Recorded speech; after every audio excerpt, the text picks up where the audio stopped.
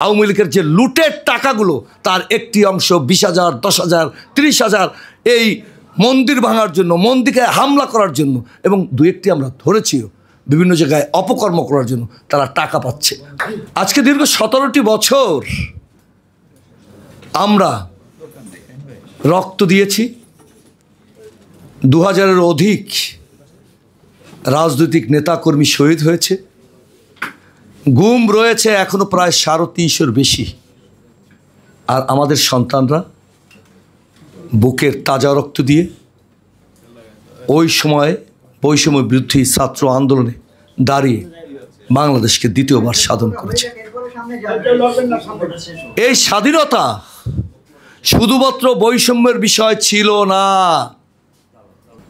সেখানে মানুষের আকাঙ্ক্ষা না পাওয়ার যন্ত্রণা, ভোট না পাওয়ার যন্ত্রণা, ভোট না দেওয়ার যন্ত্রণা, এই সমস্ত কিছু মধ্যবিত্তের যে যন্ত্রণা থাকে, নিম্নবিত্তের যে যন্ত্রণা থাকে, নুন আনতে পান্তা ফোড়ায়, পান্তা আনতে নুন, মা হেসেলে বসে কাঁদে, বাবা বাজারে যেতে পারে না, রাতের মধ্যে 7 টাকা 8 টাকা বেড়ে যায়, 20 টাকা 30 টাকা বেড়ে যায়, অর্থাৎ কোটি কোটি টাকা লুট করার জন্য শেখ হাসিনা, শেখ রেহানার সিন্ডিকেট যে কায়দাগুলো বাংলাদেশে করেছে, সেই কায়দার মধ্যে দিয়ে আমরা যারা নিষ্পেষিত হয়েছি তাদের সকলের কথাই আমাদের সন্তানরা বলতে গিয়েই শহীদ হয়েছে এবং দ্বিতীয়বার মুক্তিযুদ্ধ হয়েছে।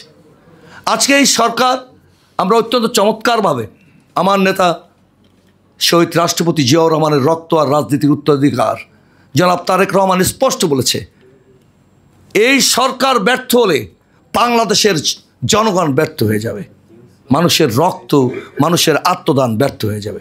কিন্তু এর মানে এই নয় আমরা একটি রোড ম্যাপ দেখতে চাই নির্বাচনের, আমরা দেখতে চাই প্রশাসনের মধ্যে ঘাপটি মেরে থাকা একটি মাত্র হেলিকপ্টার গিয়েছে, 100-150 মানুষ হয়তো বর্ডার থেকে পালিয়েছে, আরগুলো বাংলাদেশের ভিতরে ঘুরছে।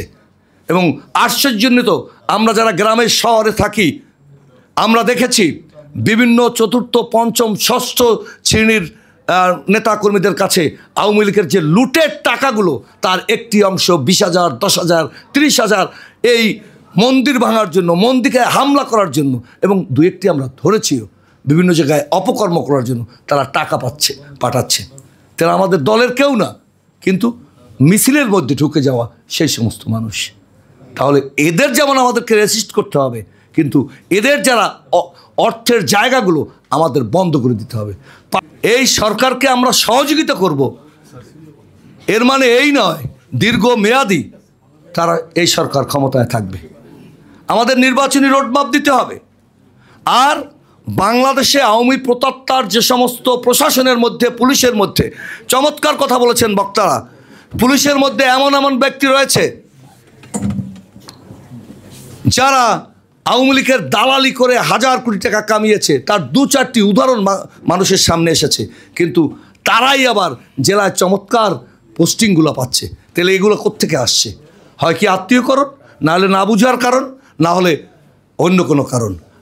আমরা আজকে আমি বক্তৃতা না বাড়িয়ে এইটুকু বলতে চাই, মহান মুক্তিযুদ্ধে যারা শহীদ হয়েছেন তাদের রুহুর মাগফিরাত কামনা করি এবং 71 থেকে 75 পর্যন্ত সিরাজ শিকদার সহ যে সমস্ত 30,000 রাজনৈতিক কর্মীকে হত্যা করেছে এই আওয়ামী লীগ, হত্যার রাজনীতি তারা তো একদিনে শুরু করেনি, আজকে মানুষকে হত্যা করে করে তারা এ পর্যন্ত এসেছে।